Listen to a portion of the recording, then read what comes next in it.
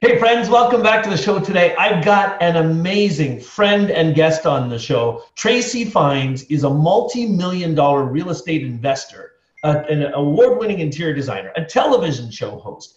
And she literally snapped just a few years ago and decided she wanted to start helping other people. Today, she owns the Flipping Great Life platform. She helps thousands of people to invest in real estate. Her coaching business is growing faster than she can handle. And right after this opening, we're going to talk to Tracey about her success. So the big question is this: how is a tiny percentage of entrepreneurs blow the pack away? What are they doing that we're not? I asked myself that question for 10 years. I was failing forward and getting sick of it. I wanted to build a coaching business, but couldn't make any headway. So I started studying. I realized that the world's most elite marketers, entrepreneurs, and gurus were all using the same 4-step system. I call it the authority factor. On the show, I'm going to prove to you that the authority factor worked for them and it'll work for you. My name is Ken Dunn. Let's get started. Okay, I'm super excited to have Tracey on the show today. She's an amazing woman. She's got so many people in her community, and let's get started. Hey, Tracey, welcome to the show.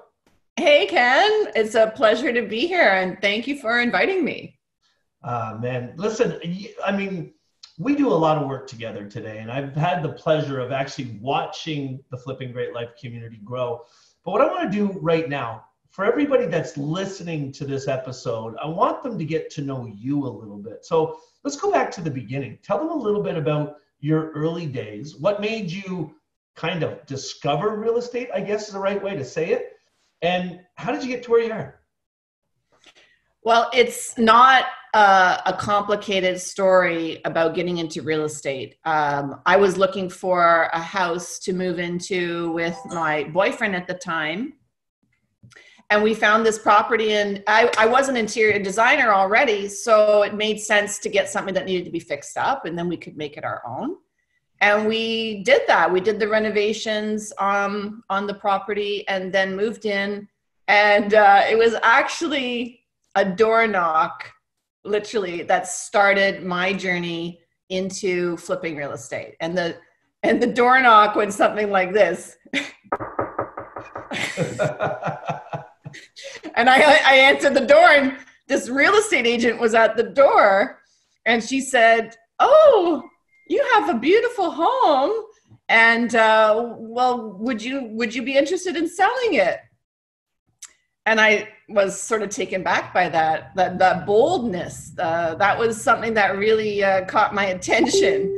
And she said, "Oh, I think you could get $430,000 for this house." And we had bought it for $300,000 and put about $65,000 into it. So that sounded really good. And like, that was like a nice little tidy profit, maybe, around, well, it ended up being around $35,000 profit. Now, back in 1995, when I started that was like almost my salary. It was a lot of money. My interior design job. So it was like, whoa, dollar signs went into my eyes. And I was thinking, this is interesting. You know, it only took us 6 months to do that renovation, or not even 6 months.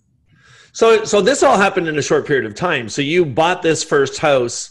And I mean, if truth be told, my gut tells me that the reason you bought a fixer-upper is probably that's what you could afford. That's like kind of the biggest opportunity for you was to do a bit of the work yourself. Well, absolutely. And within 6 months, you bought the house, renovated it, and then the knock at the door, the real estate agent. Yeah. So, yeah, go ahead. But a lot of people, they wouldn't.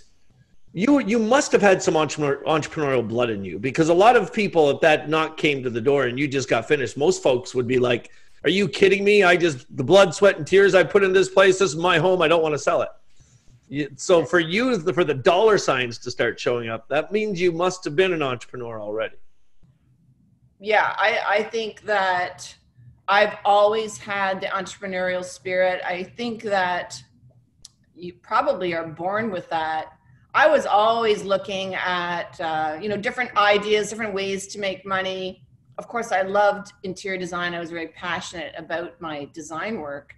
So I love the idea of having those two things sort of come together somehow with design and entrepreneur. So this just sort of was a natural occurrence once I bought my first property. Right. Okay. So you decided to do it, but when did it turn from, oh, that was kind of neat, we made 35 grand off of that, to holy frig, I want to do a bunch of these things? Because you've flipped hundreds of homes now 20 years later. Well, I haven't actually flipped that many, but I flipped a lot, and I have basically moved constantly. So I've done a combination of doing my own house, and that's actually what I recommend to my students, is just start with what you have. Don't think that you have to go and leverage yourself up and get something else. Like, you can actually just work with what you have. So that's like the first lesson I always teach. And for me, I kind of got the bug right away, because it's so much fun to see the before and after. It's so much fun to be that creative person that gets to design, the layout and the new kitchens and baths and pick all the finishes. And like, that's just a fun job. I think that's a universal love, because we all have to have our nest, and we all are interested in creating a beautiful nest and a restful nest. Right. And I think it's just an inherent human being quality. So it's like a universal language that we all share. But you didn't mind selling your nest. No, because I always wanted to make a better nest. And I always wanted to challenge myself to do something better, bigger, different, outside the box. I will always want to challenge myself, and that's how you grow. Yeah, if you guys that are listening to the show, if you want to hear more about that journey and you want to see some of the projects Tracey's doing and learn about her community, you just have to go to the link in the show's notes, go to flippinggreatlife.com. She does this really amazing, informative webinar where she shows you some before and afters that she's done and how you can actually get involved in what she's doing. Tracey, let's switch gears for a second now. When did you snap again? So as the story goes, you started flipping homes, you started making millions. I've seen the big projects you're working on today are buying dilapidated homes for millions and making them worth even more. So it just gets bigger and bigger. But what I found with a lot of guests on the show is that what really causes them to start thinking about coaching is they start getting asked all the time, can you teach me that? Can you show me that? How does this work? What was it for you? When did you first decide that you wanted to launch the Flipping Great Life community and become a real estate coach? Yeah, that's a really good question. So for me, I have gone through my life as a leader. I've always been sort of the captain of the team, or whatever was happening kind of in my world I was definitely one of the leaders. If there was a class, in university, if there was a class project and someone had to present it, it would just be, I would be nominated to be the mouthpiece, right? So it was a natural, I guess, comfort that I had in front of people and leading people. But I didn't really recognize that this was the direction I was going to go in until much more recently. I'd say in the last 2 years, when I started to do a lot of public speaking and live trainings in front of audiences. And when I did that, I had such an overwhelming response to the information that I was sharing. Like, people were like, I have never heard anything like this before. I had no idea. They were just taken back by, I guess, my experience and what I've done. And I thought, wow, people really need to know how to do this. This is something that should be, like, anybody could do this. And the more I was in the public forum and the more questions I was answering, I just knew that my journey was to continue doing what I am passionate about, which is flipping, but to bring people into that world that want to do it and have a passion to do it, and help them to do it. And then I've got to take you in a bit of a different direction then, because something made you want to start talking about it.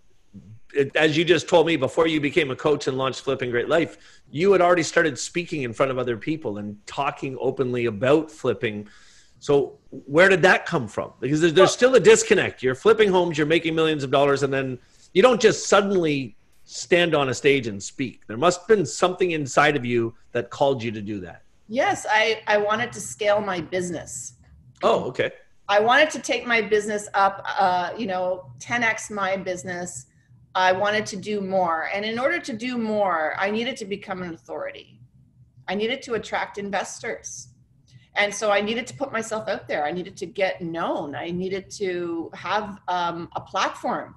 And so when I started to share my projects and my wisdom and what I've done over the last 25 years, I started attracting, not only did I attract investors, which is what my goal was, I just started attracting droves of people, like just wanting to know more. Like, what's my program? I'm like, well, I don't really have a program yet, but. Okay. If you're listening or watching this show, I want to make sure you heard that. She realized that she wanted to attract more investors into her business, more opportunities into her real estate flipping business. So she decided she needed to become an authority. Are you hearing that today? I know that, and this is all part of my journey of unfolding my path of actualizing my truest and highest purpose on this planet in this lifetime. And I didn't understand that all when I started to unfold the process, but it evolved with me. So it all started at Tony Robbins' event for me, and so talking about. Okay, but that's an important part of this. So you actually started going out to live personal developments and mastery events and started really trying to figure out what mastery meant to you. That was part of the early days. Yeah, like I had never been to one of these live events really before. And my girlfriend wanted me to go to Tony Robbins with her. And I said, yeah, I love Tony Robbins. I've read his books. I thought I'll go. And so that's what we did. And that's basically, that event changed my course of the direction of the rest of my life. So we met last year, and at that very time, coincidence is God's way of staying anonymous, I guess. Coincidentally, we were sitting at a live event together, and you were right in the middle of trying to figure out how to launch an online course, how to start building this community. So you decided to do that. And I think for me, what I loved about meeting you is that, and this is what I say on all of these shows, there is an inherent skill and expertise in every one of us that can easily be packaged and turned into a coaching business. And there are millions of people out there looking for that right now. With you, Tracey, you desperately, so you're understanding that other people wanted your information. At some point, it turned from, hey, it would be cool to start a coaching business, to something that you had decided was 100% part of your plan, that you wanted to, you needed to get an online course launched and to build a coaching business. When did it turn from a neat idea to, I absolutely need to do this? What was it? Like, was it because of the reaction of other people, because of the things they were saying? It was happening more? Like, what was it that made that become so important to you? I think how I was touching and inspiring people's lives. And I'm going to cry. Now you're going to make me cry because there's just no better experience that I've had really in my life, other than, of course, having my children. We know that. Yep. But to be able to see people, how they are inspired, motivated, how they are changed by knowing you, how they are so happy and joyful, and that you had a part to play in that. There's just nothing, and you know this too, Ken, there's just nothing better on the planet than helping somebody else, get what they want. And when you can do that, there's just no, like, money cannot buy that. There's just no better feeling for me. And I tell my students all the time, after I have a coaching call with them, or I have a group mentoring meeting with them, I am so happy. I'm like dancing around after the meeting. I'm like, yeah, that was so cool. And I'm like, I'm on a freaking high, you know, like helping people. This can't be better. It's just, there's nothing better. So you built an entire online course in a couple days. We launched the course at a live event. At the time we're recording this, it's about 9 months later. You're making tens of thousands of dollars a month in a coaching business now. What advice do you have for people, Trace? Like, I want to hear your thoughts on, now that you've been through this journey and you have the Flipping Great Life coaching business that's growing like crazy, and there's coming up on 100 students that have already jumped into your program. What advice do you have for the person who number one, they don't know where to start, but more importantly than that, they've just realized that they've got an expertise that other people need. And they've just realized that they could turn that into a financial income stream, a business, but they don't know where to get started. What advice do you have for them? Well, I mean, that seems to be an obvious for me. I mean, talk to Ken. Yes, they all know. If they're listening to the show, they know the Ken's program. That's what I would recommend. But for me, I think that,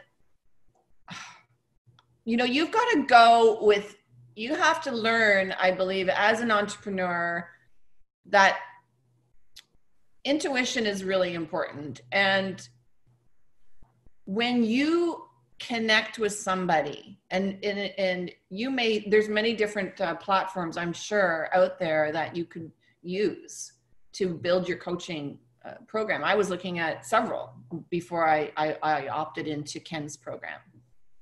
I think you just have to go with, you know, use your gut instinct, and you're not going to connect with, like, all the people that I connect with, you know, you might not connect with, but you will connect with some people, and there will be a mentor, a leader, a coach for you to get your program launched. So check out, I would recommend you check out many different platforms, and then you've got to, you know, use that instinct of yours where you feel that you can best be served by that coach. And I appreciate that. But I want to take you in a different direction now. What I want to really talk about, and let's be completely transparent. It hasn't been like snap your fingers and all of a sudden you have a big coaching business. There were times you got frustrated. There were a couple times when you were, you know, doing your webinar and nobody bought your course. Every day hasn't been rosy. There were times when you were just ready to give up. Mm-hmm. What makes you keep going? You're making millions of dollars. You're living the life that all the other coaches dream of. What makes you keep going every day? Well, really, at this point in my career, you know, I've been a designer for 30 years, a real estate investor for 25 of those. At this point in my career, it is about helping others and giving back. Of course, you know, I want to make lots of money too and be very successful. I'm not denying any of that. Those are the fruits of the labor. Yep. But at this point, I just have so much experience and wisdom to share that's where what I need to do. And I think that a lot of people that want to get into the coaching world have some kind of wisdom and experience as well, and their skills and talents that they also can unfold and help others with those. So everyone has something different and unique to them that they can help others with. Okay, so let's switch gears now. Let's talk about your habits, because I know one of the things that I think my viewers and listeners need to understand is your focus on yourself, self-mastery, is as clear and significant as anybody I've ever worked with in my life.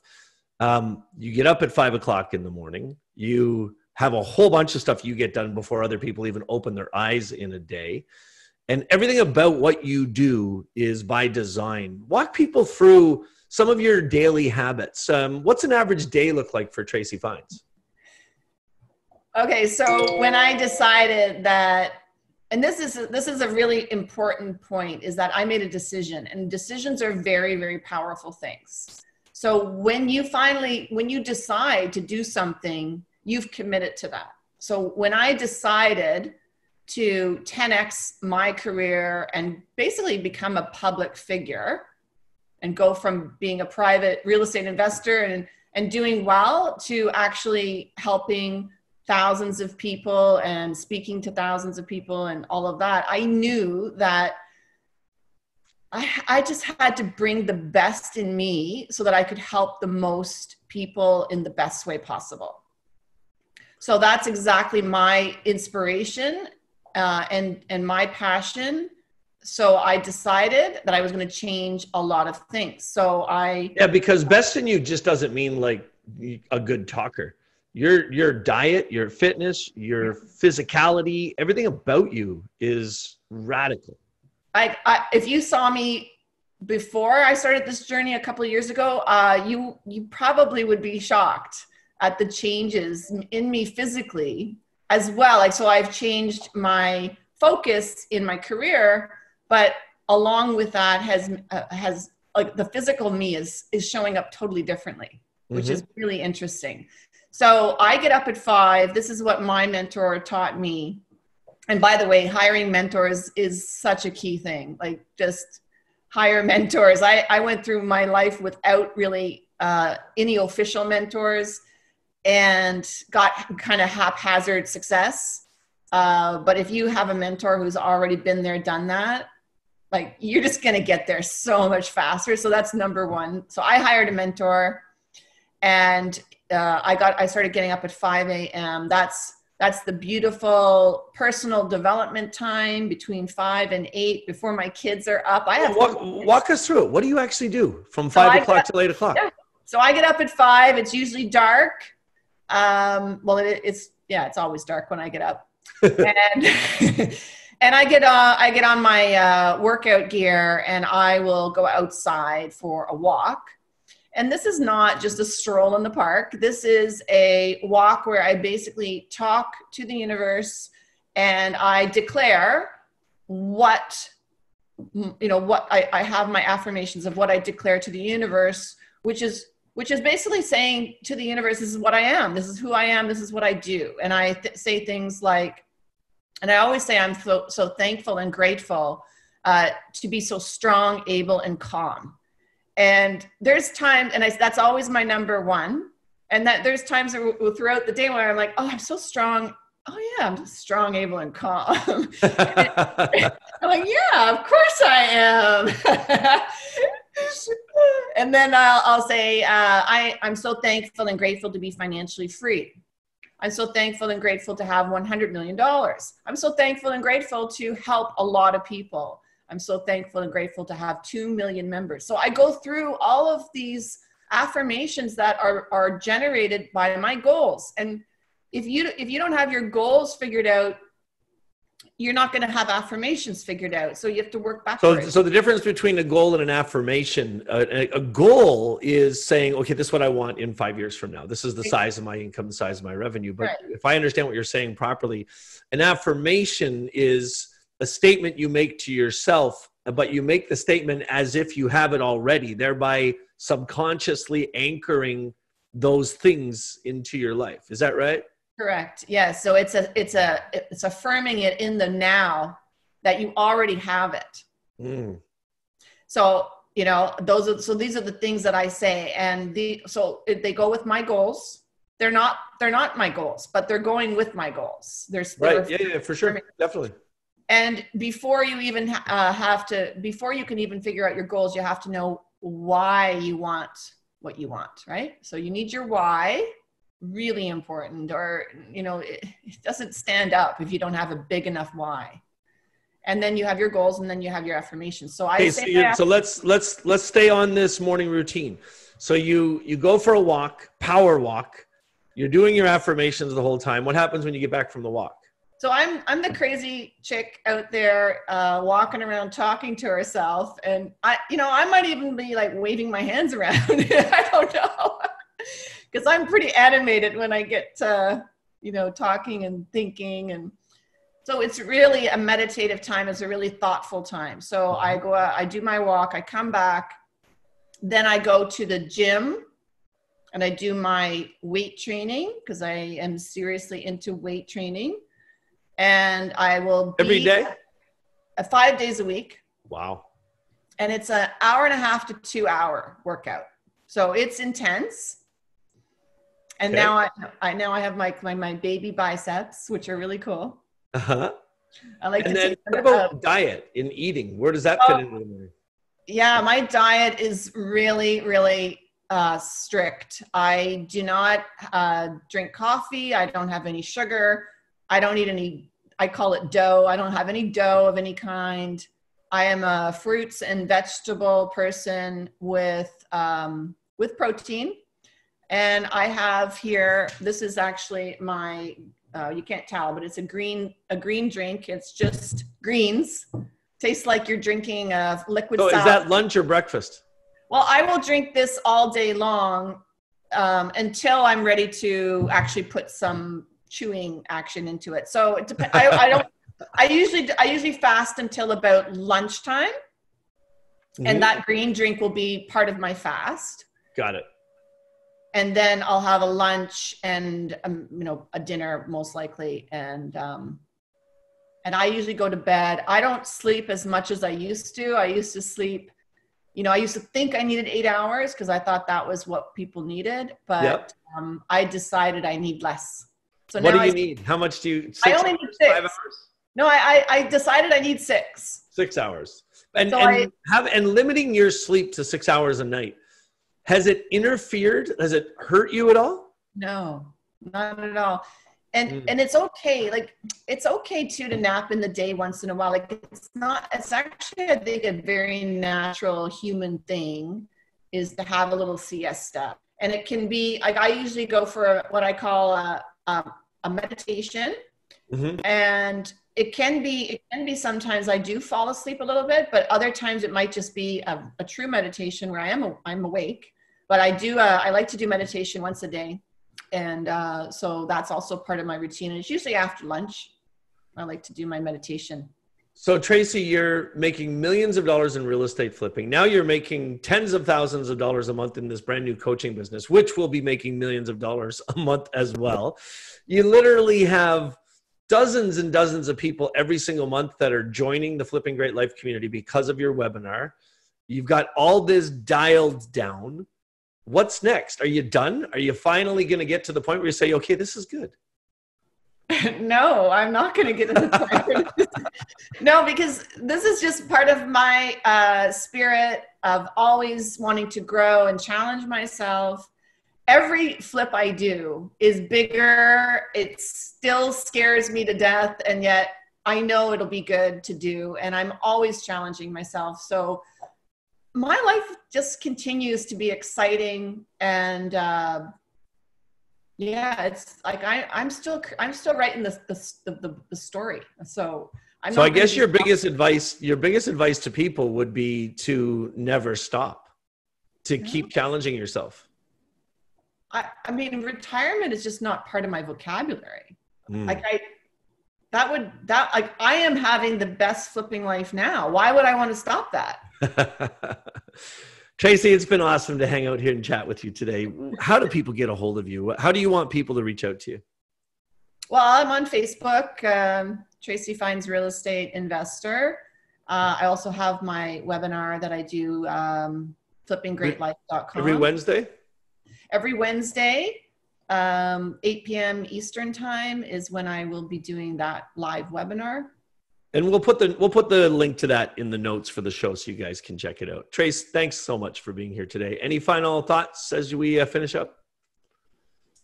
Let's do some flipping. Why aren't we doing some flipping together, Ken? Like, let's do some flips. It's time to start living a flipping great life, everybody. Thanks for being here today.